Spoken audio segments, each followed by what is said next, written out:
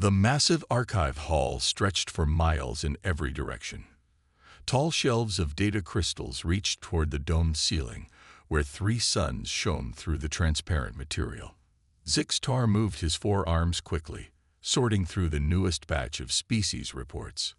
Another dull cycle, he muttered to himself. As senior archivist of the Galactic Council for over 300 years, very little excited him anymore. He paused at a small data crystal, holding it up to the light. The label read, Sol 3 Species Update. Zixtar sighed. The humans of Earth were hardly worth the storage space their file occupied. A primitive species still burning fossil fuels and fighting over imaginary lines on their planet's surface. I suppose regulations require documentation of all oxygen-breathing species, he said as he inserted the crystal into his terminal. A holographic display showed population statistics, technological development markers, and cultural assessments. Zixtar quickly added a small notation. Species continues internal conflicts. Space exploration limited to nearest satellite and minimal probes to neighboring planets. Technological advancement rate, standard. Threat assessment, negligible. Diplomatic potential, minimal. With a flick of his third hand, he closed the file.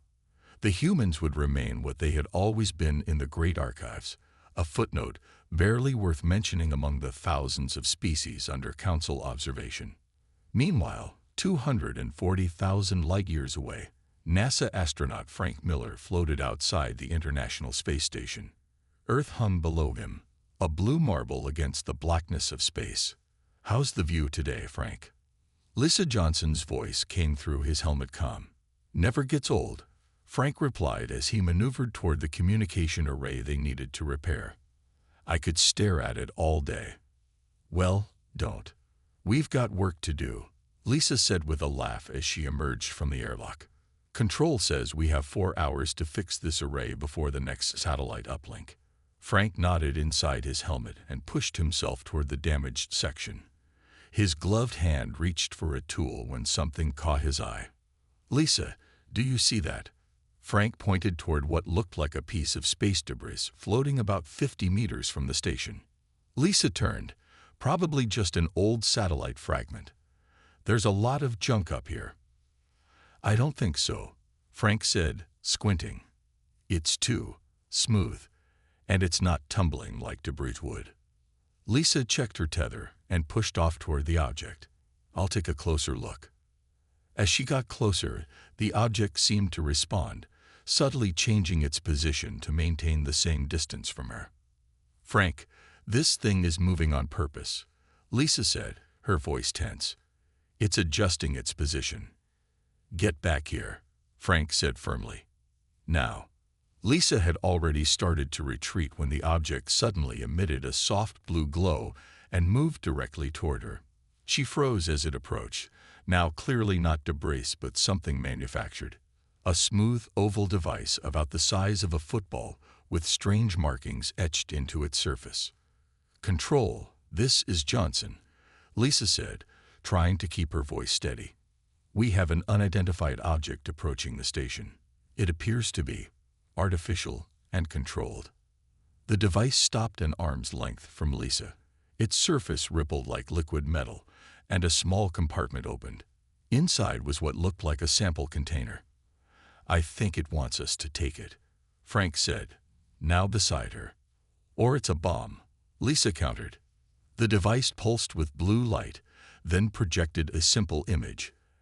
A DNA double helix that morphed into a star map with Earth clearly marked. "It's been watching us," Frank whispered.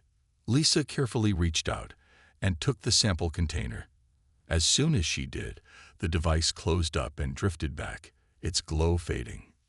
"What do we do with it?" Lisa asked.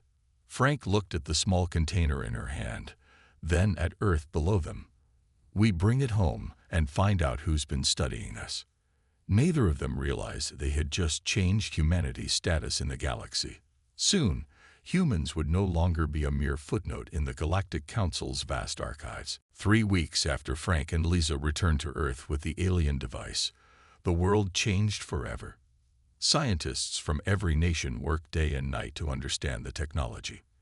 The sample container held what appeared to be a recording device, filled with observations of Earth dating back thousands of years. Dr. Olivia Wright stood in the center of NASA's main control room, staring at the large screen showing an object approaching Earth at impossible speed. "Is this verified?" she asked, her voice barely audible over the frantic activity around her. "Yes, Director," said Alan Garcia, who had been appointed as chief diplomat for potential alien contact. 7 different tracking stations confirm it. Whatever it is, it's slowing down as it approaches. Olivia ran her hand through her short gray hair, and it responded to the signal we sent using the alien device, exactly as Dr. Phillips predicted it would. Alan nodded. "They're coming directly to us." On the other side of the room, General Paul Harris spoke quietly into a secure phone. Military forces worldwide were on high alert.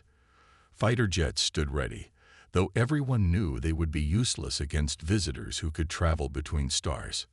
"The object has entered Earth orbit," announced a young technician. "It's massive, at least 2 miles long." The room fell silent as the main screen showed the first clear images of the ship. It looked like a giant silver leaf, thin and elegant, with pulsing lights along its edges. "We're receiving a transmission," said Karen Phillips, the xenolinguist who had been studying the alien language from the probe's data. "They're requesting permission to send a delegation to our surface." General Harris stepped forward.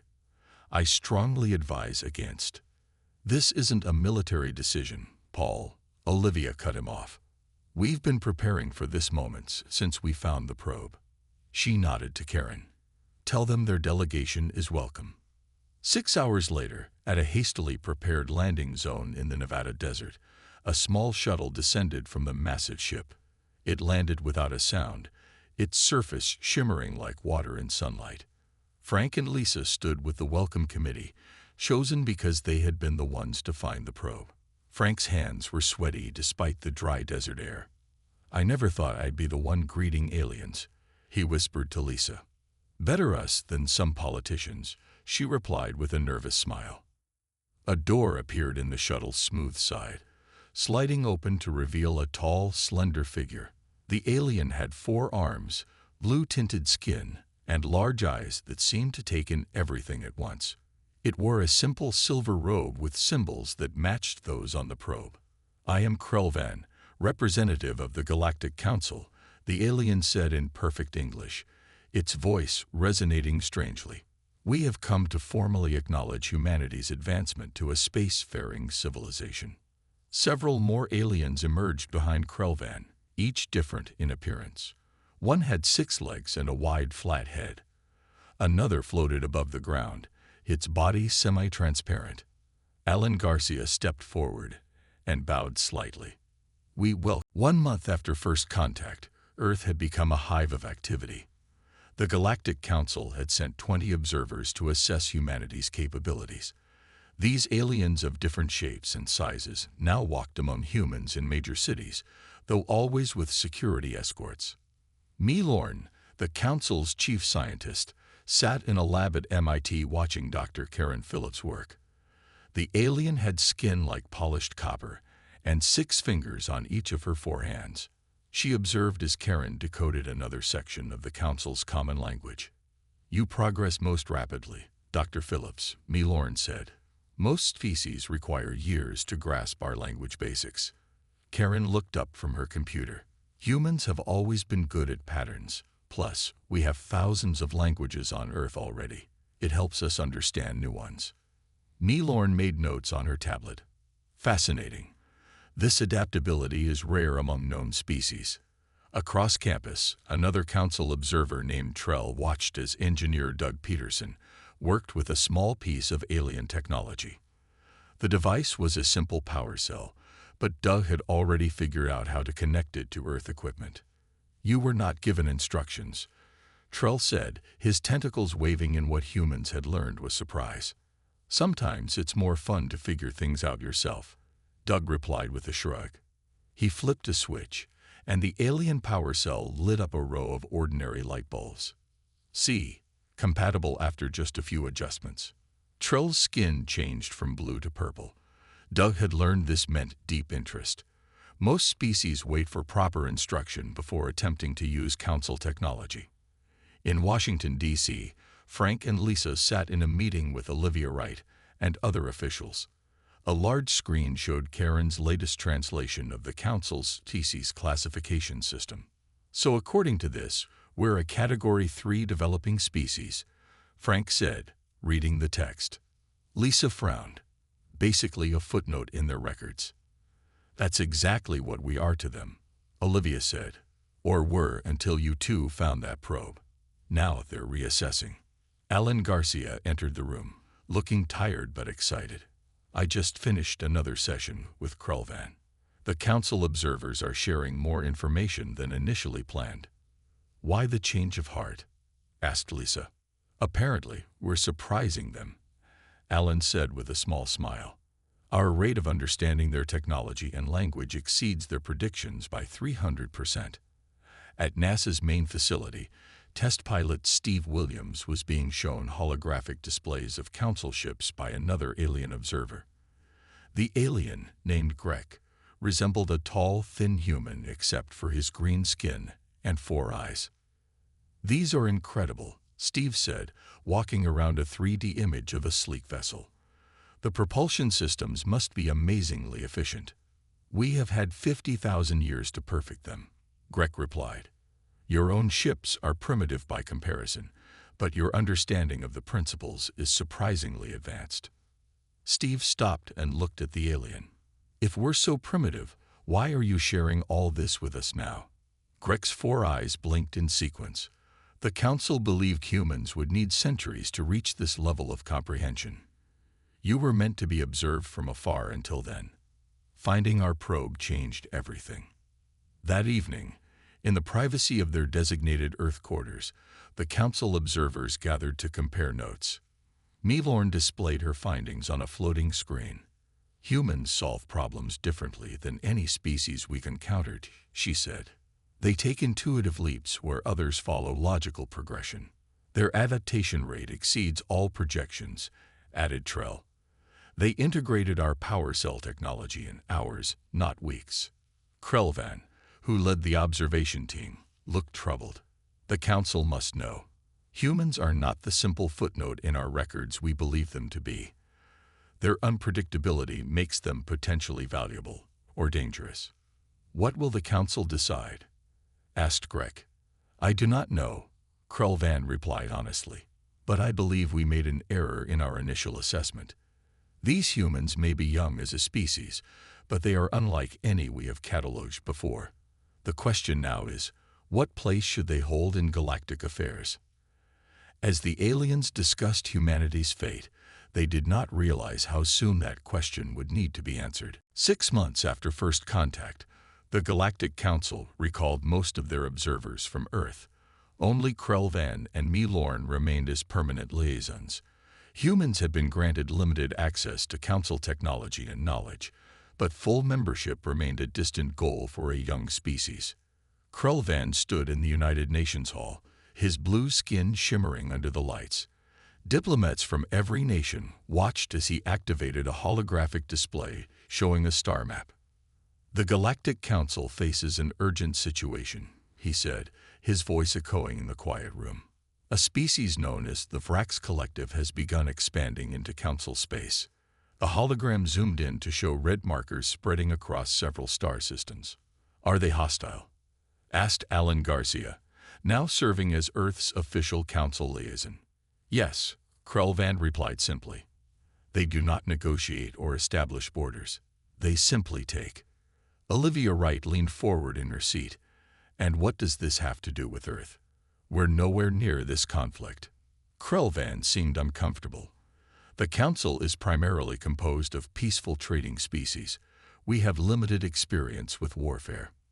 General Paul Harris, who had been quietly listening, finally spoke. "You're saying the mighty Galactic Council doesn't know how to fight?" "We have defensive capabilities," Milorn interjected from her position beside Krelvan. "But the Vrax use tactics we have not encountered. They exploit weaknesses we did not know existed. Alan looked closely at the aliens. And you think humans might help? The primitive Footnote species. Krulvan's forehands made a gesture the humans had learned meant acknowledgement. Council Elder Senfok discovered references to human warfare history in our archives. Your species has extensive experience with conflict. After the meeting, Captain Steve Williams received orders to report to the newly commissioned UES Discovery. At 32, Steve was one of Earth's most experienced pilots for the experimental ships built with Council technology.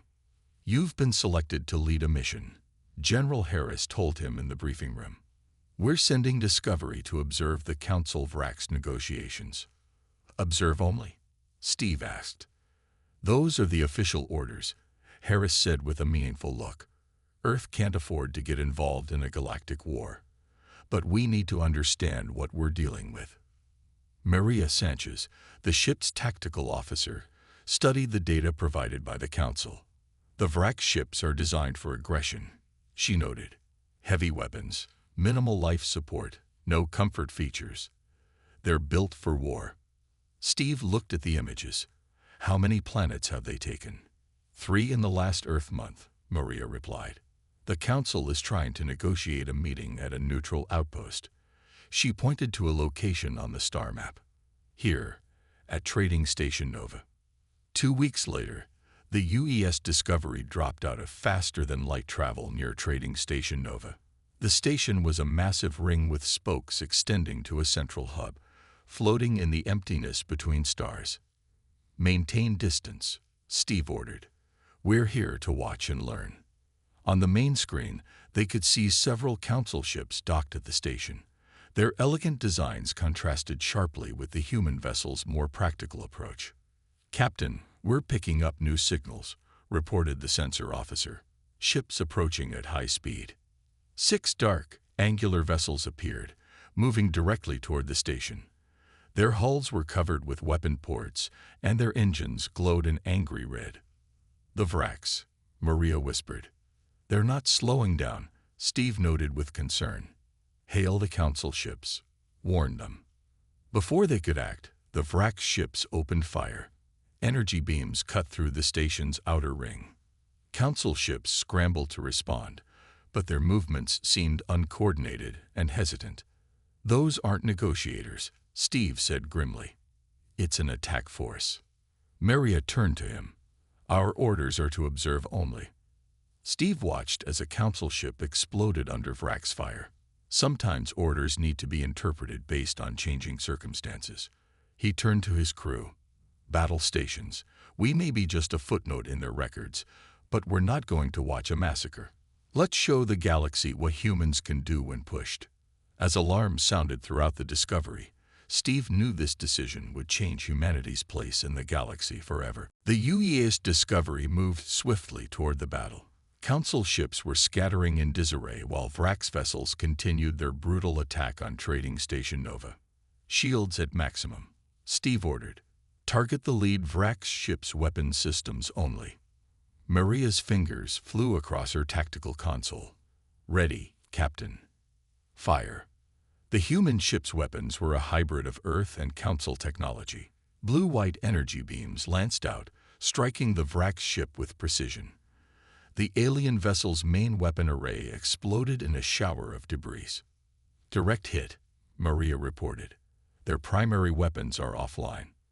The Vrax ships immediately changed formation, turning to face this new threat. Their communication channels came alive with angry signals. They want to know who we are, said the communications officer. Steve stood from his chair. Tell them we're humans from Earth, and we don't appreciate bullies. The Vrax response was immediate. All 5 remaining ships launched an attack on Discovery. The human vessels shuddered under their combined firepower. Shields holding at 60%, Maria called out. Their weapons are powerful but predictable. No attempt to vary attack patterns. Steve smiled slightly. They're used to fighting opponents who don't fight back. Show them how humans respond to aggression. Discovery danced through space, its movements unpredictable. Maria targeted each Vrax ship in sequence, disabling weapons and engines rather than destroying them completely. Council ships are regrouping, reported the sensor officer. They're following our lead. Within 20 minutes, the battle was over. 4 Vrax ships drifted powerless in space. One had retreated, presumably to report to the collective. The remaining Council vessels surrounded the disabled enemies. A Council representative appeared on Discovery's main screen. The alien had feathered skin and large, surprised eyes. "Human vessel," the alien said formally. "The Council owes you gratitude.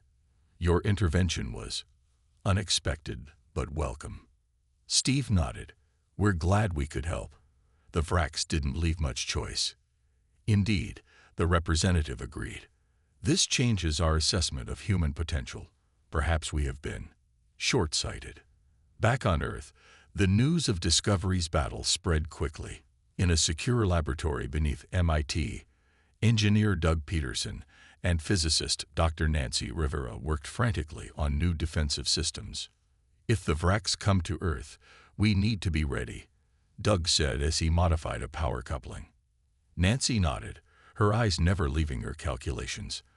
"The Council's shields are designed for meteoroids and radiation, not weapons. They never developed true military technology." Doug looked up. "Lucky for them. Humans have been perfecting the art of war for thousands of years." "Not sure I'd call that lucky," Nancy replied quietly. At the United Nations, Krelvan faced angry questioning from Earth's leaders. "You brought us into a galactic war without warning," accused the Russian ambassador. Krelvan's blue skin paled slightly. "We did not anticipate the Vrax would attack during negotiations. Such behavior is outside Council experience." "But not outside human experience," Alan Garcia pointed out.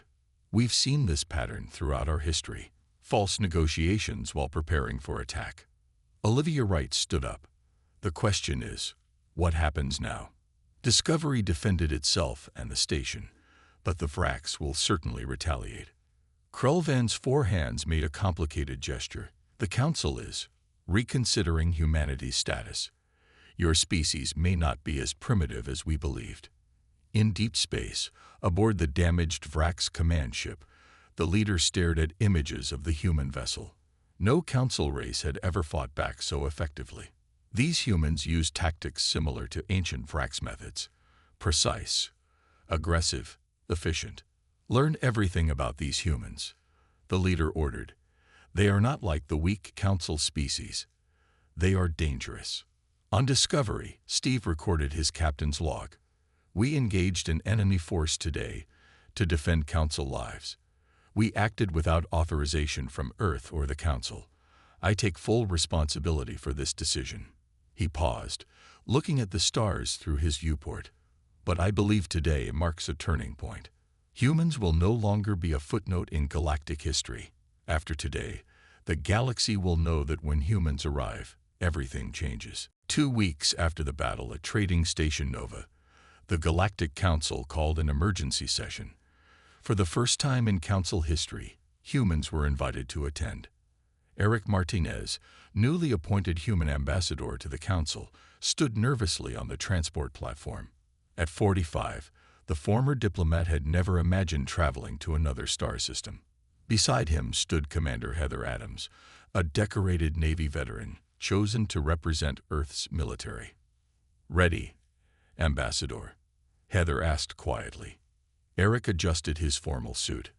"As ready as anyone can be to visit an alien parliament and ask them to let us join their war." The transport beam enveloped them in soft light, and seconds later they stood in the great chamber of the Galactic Council. The vast circular room held representatives from over 200 species. Curved desks rose in tiers around a central speaking platform. Overhead, a transparent dome showed the swirling colors of a nebula. Krelvan guided the humans to their designated position. "The Council rarely agrees on anything," he whispered. "Do not expect a warm welcome from all members." Eric nodded. He had spent his career navigating difficult diplomatic situations, but nothing had prepared him for this. The Council elder, Senfok, called the session to order. The ancient alien had skin like weathered stone and 6 eyes that blinked in sequence. "We face an unprecedented crisis," Senfok's voice echoed through the chamber. "The Vrax Collective has now seized 5 council worlds. Their advance continues unchecked." Displays around the room showed maps of Vrax expansion. Red areas were growing steadily. The human vessel Discovery demonstrated effective resistance. Senfok continued, "We must consider all options for our defense, including formal alliance with Earth." Angry murmurs spread through the chamber. A large insect-like alien rose from its seat. "Humans are primitives," it chittered. "They only recently discovered space travel. Their inclusion would diminish the council." Another alien, this one with flowing tentacles, countered, "Yet these primitives saved Trading Station Nova when our ships could not." The debate raged for hours. Eric listened carefully, noting which species supported Earth and which opposed them. Finally, Senfok called for Eric to speak. Eric walked to the central platform, feeling the weight of 200 alien gazes. "Honored Council," he began, "humans may be young among the stars, but we understand survival. The Vrax threat will not disappear through debate or diplomacy. They respect only strength."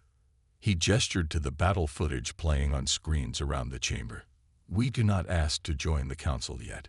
We ask only to help defend against a common enemy."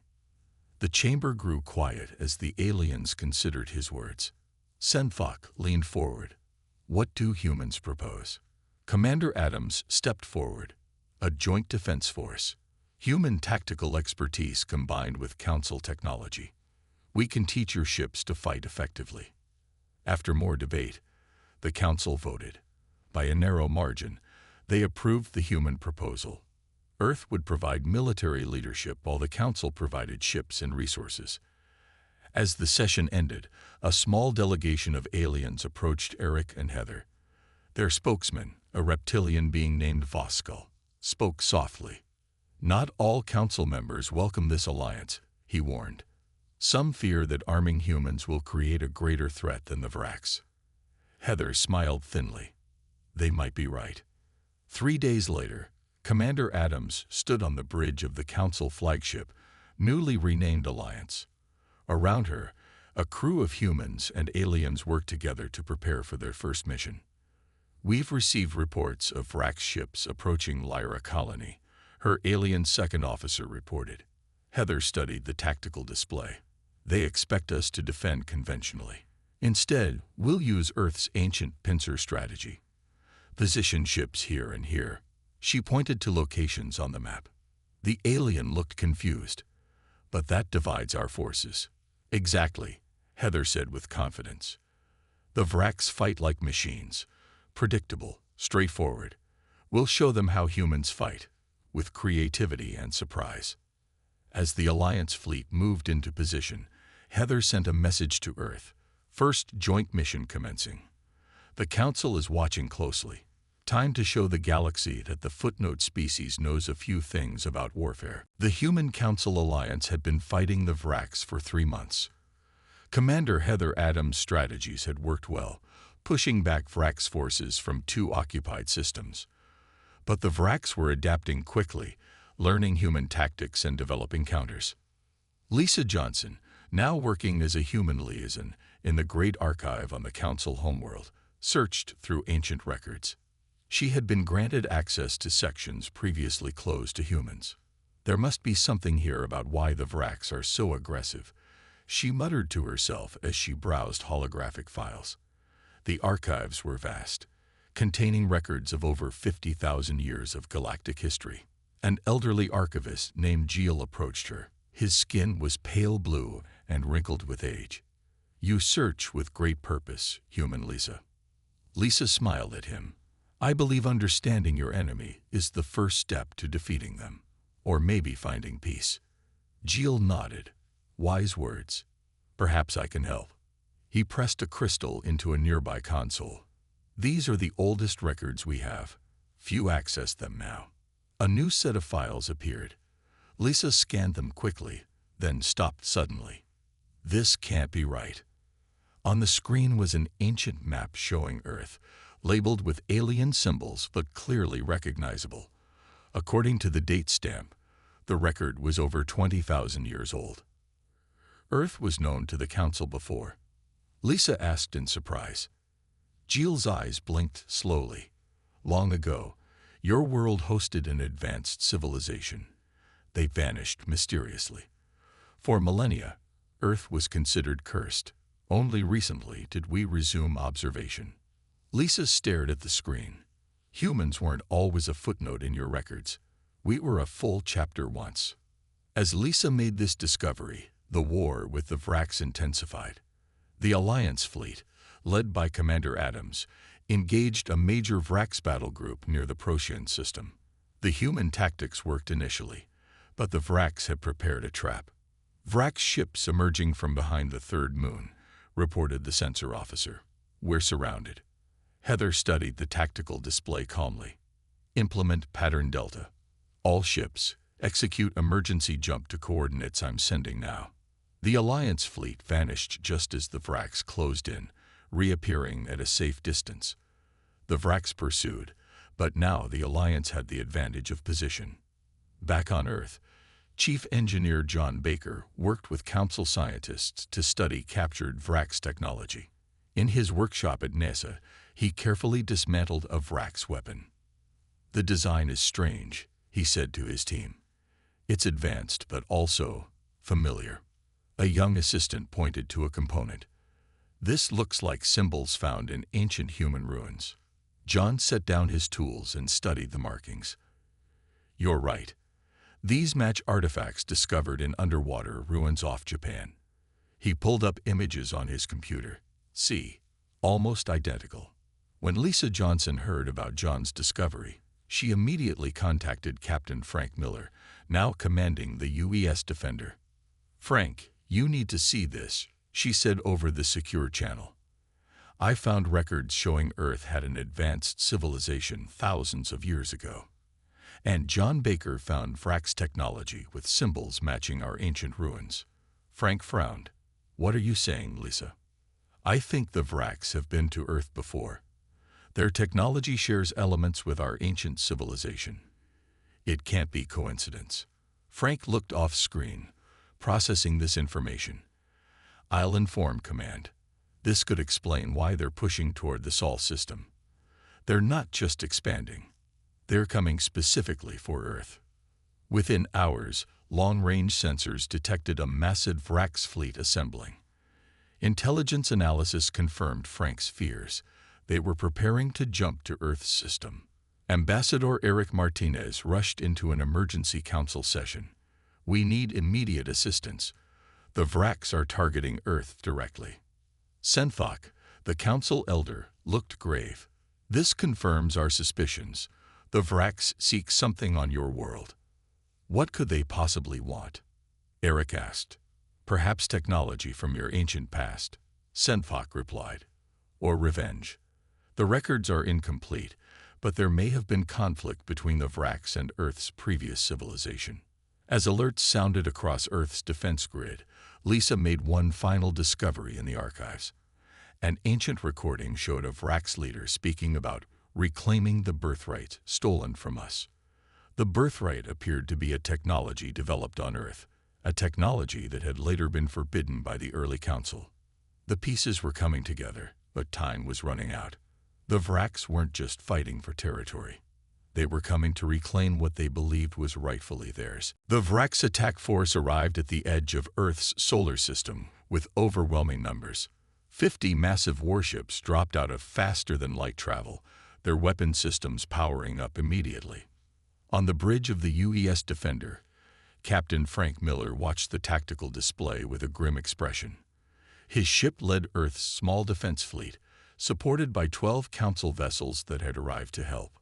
We're outnumbered 4-1, said Maria Sanchez, who had transferred to serve as his tactical officer.